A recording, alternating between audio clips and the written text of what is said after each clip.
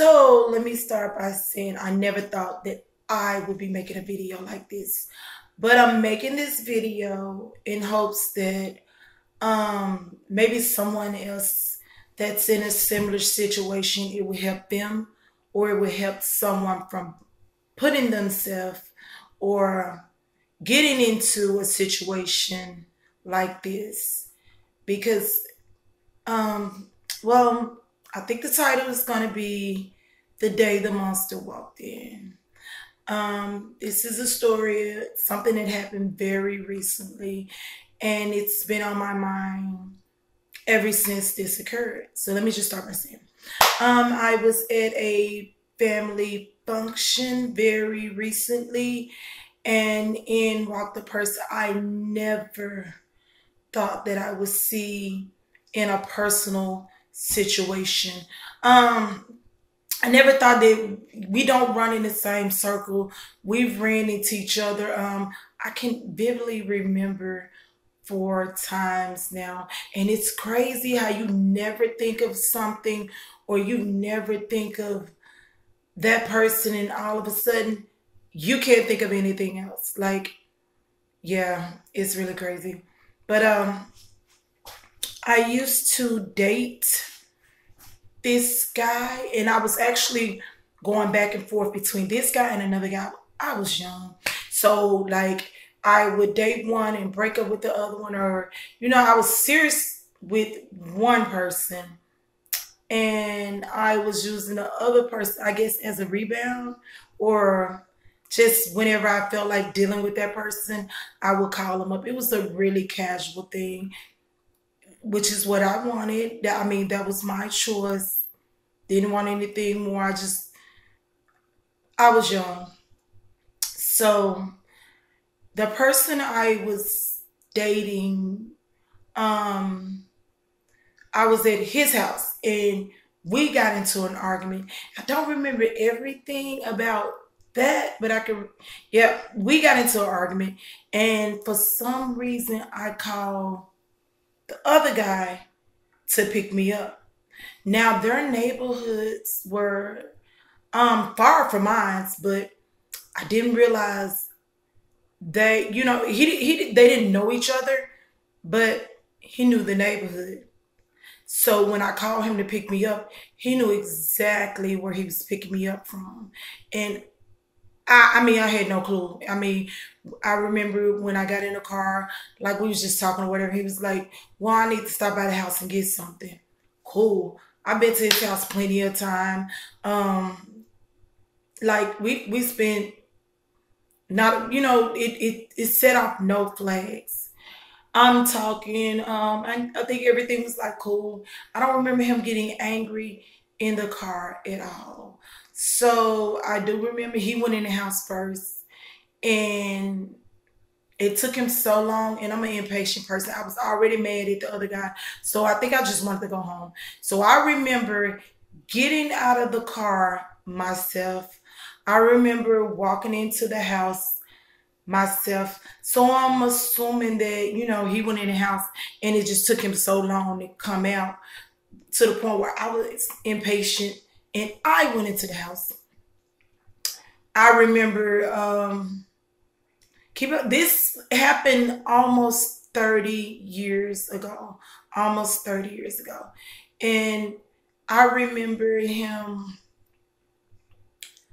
I don't remember an argument, but I do remember him getting physical, like almost as soon as I walked through the door.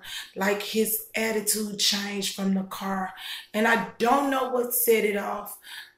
I do remember him holding me there. It seemed like the whole day.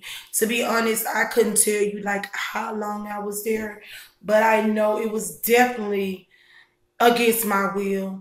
And yes, I know I definitely was like, just take me home, to the point where I was like, just let me out. Like, I'll walk home. And I was nowhere near my house.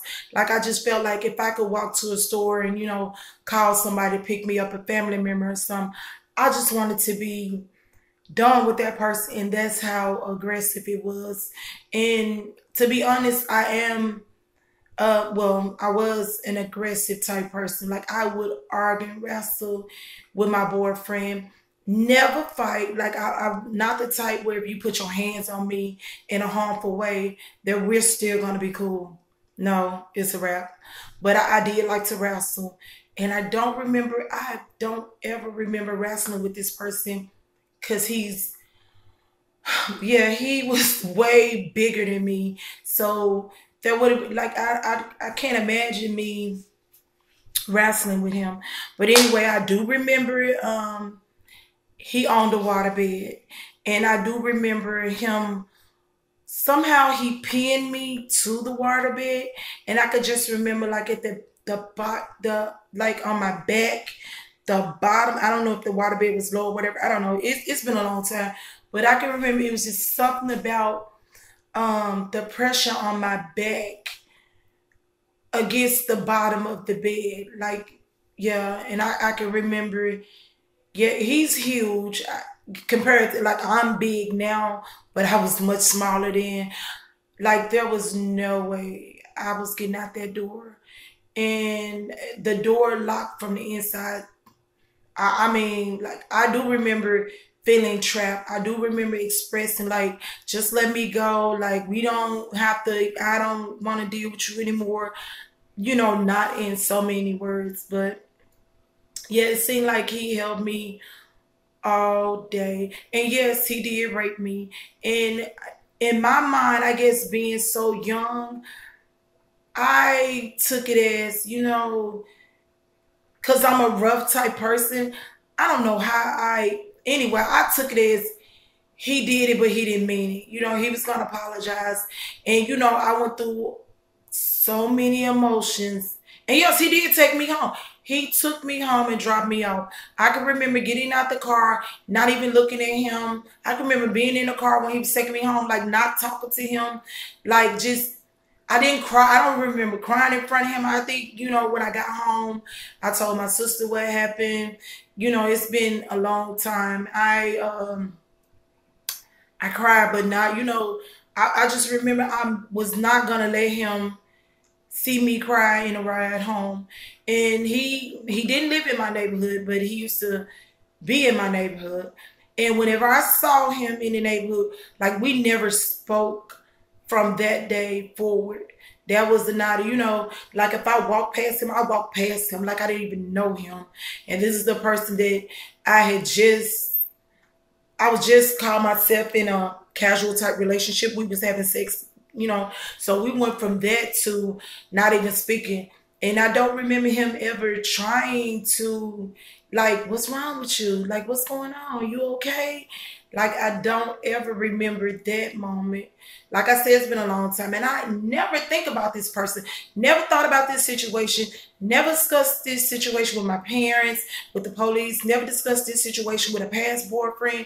Never discussed this with my husband until after he walked in.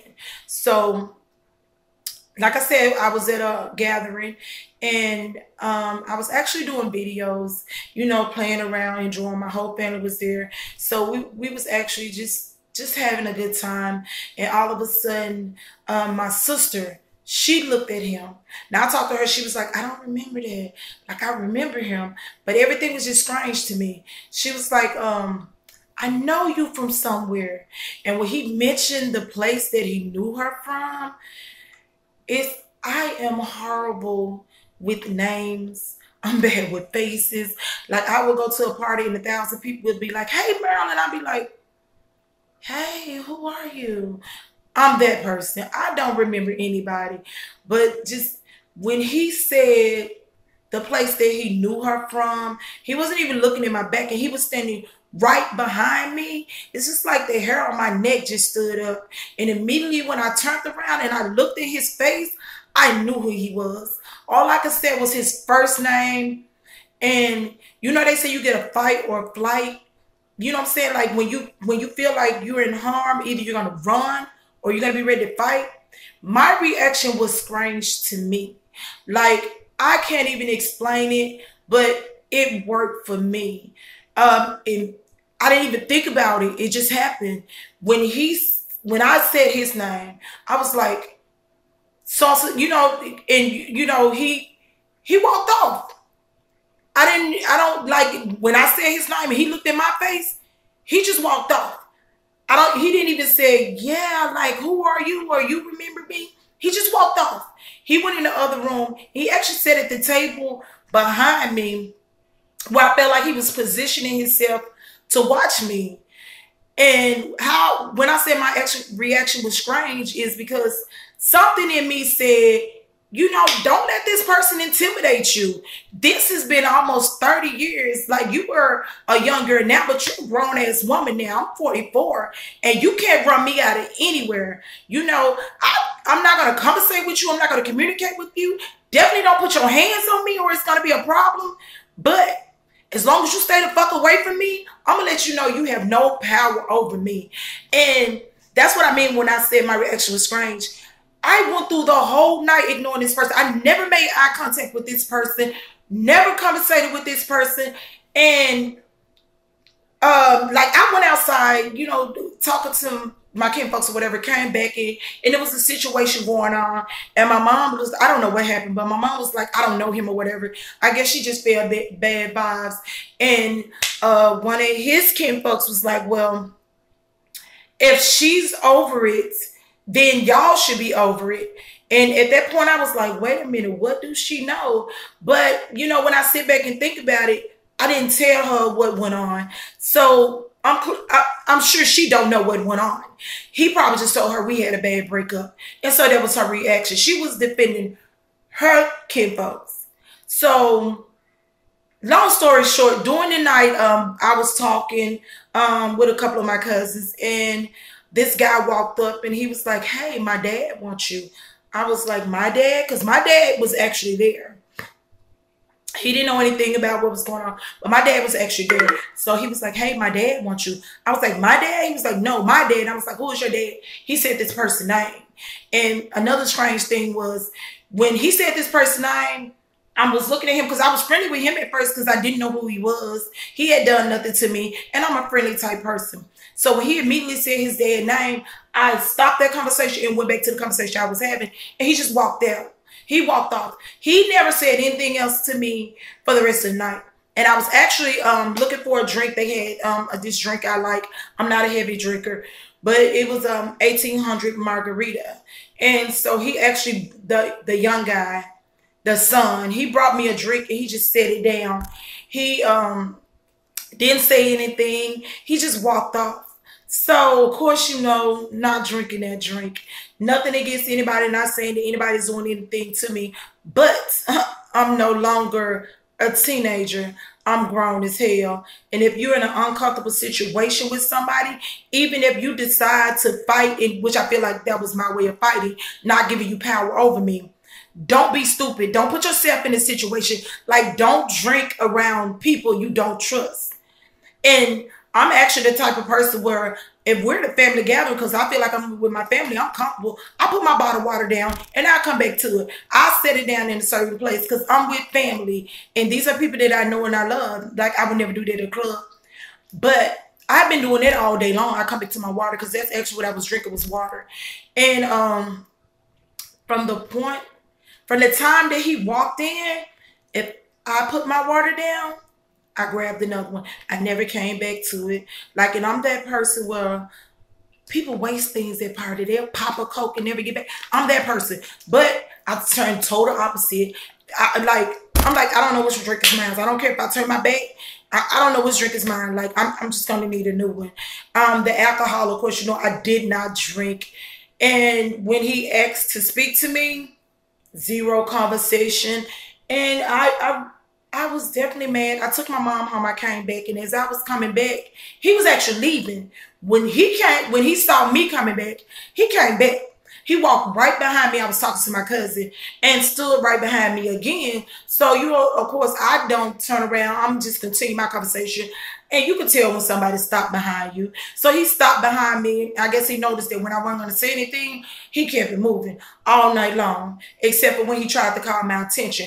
I was actually playing cards and with one of my cousins, and he came over to help my little cousin, a young guy. He's only 14. He tried to help him play cards. Okay, so I could continue that game. And then he asked my little cousin to get up to let him play. So when he sat down, I got up and walked away. There's no, I'm done, y'all. Like, I can't keep it friendly. I can't say anything to you. I got to go. I immediately got up and walked the fuck off. They was like, you done playing? I ain't got no conversation. You know, he knew what it was. I knew what it was. And I didn't want to make a whole scene with my whole family because really I'm over it. It happened. Being the person I am now, I definitely would have reported it. I definitely would have made an issue out of it. But since I didn't and I chose to, I guess, get over it or suppress it, which I thought, you know, I never think about that. Like if you'd even asked me, had I been through a situation like that, I probably would have said no without thinking. That's how far out of my mind that day was. But to just I get mad every time I see him. But I don't know. I just refuse to give him the power over me. And I mean, it's not that I'm looking for an apology because there is no apology for what you did. It's not that I'm blaming myself because I call you for a ride, because it's just that I called for a ride. You could have said, hey, I know where you are. I'm not coming to get you. You could have not answered the phone. You definitely took it way too far. And to speak to me, I know it's been 27, 28 years to even speak to me after all this time, because we're at a family function, to me is crazy. So let me end this video by saying the day the monster walked in, I felt like I won. Because at the end of the night, I gave you no attention. You put no fear in me. I mean, I'm definitely going through it right now. Like, it's been on my mind since this happened. But I feel like, you know, we all go through things in private. I didn't give you the opportunity to ruin my family function. I didn't give you my time of day. I didn't give you the time. I feel like I didn't give you power over my life. So I'm just saying, if you're ever in a situation where something like that has happened to you and you chose to suppress it, first of all, don't do that. Don't do what I did. But if you chose to suppress it and the monster ever walk in, there's more than one way to fight. You don't have to run and cry. You don't have to make a big scene of it. Like, if you know what happened, that person knows what happened. And regardless of how they act or what they said, they know what happened in the front that they put on for people is definitely not what's going in their mind. I mean, because if he didn't know, or if, you know what I'm saying, if it was truly a different situation in his mind, like that I told myself when I was younger, like, okay, so maybe he think we're having rough sex. Maybe he think I want to be locked up in his fucking house. Maybe he think when I said, please take me home, I'm just bullshitting. Like, these are honestly the things I remember telling myself. That in like, now being grown, being me, I know that's not even what the fuck he thought. He just didn't give a fuck. Like, he definitely knew, you know, I don't even know how I talked myself into that. But I can't tell you how to handle your situation. Like, if something like that ever happened to you, some people just don't want to deal with, you know, the court system or that other person, or, you know, when something like that happened, people do pump fear in your heart. But I just want to say, the day the monster walked in, I feel like I won. I feel like I took all control back. I feel like that shit came fresh back in your mind like it did mine, and I'm dealing with my side. Good luck with yours. I hope you take it to hell, and peace out.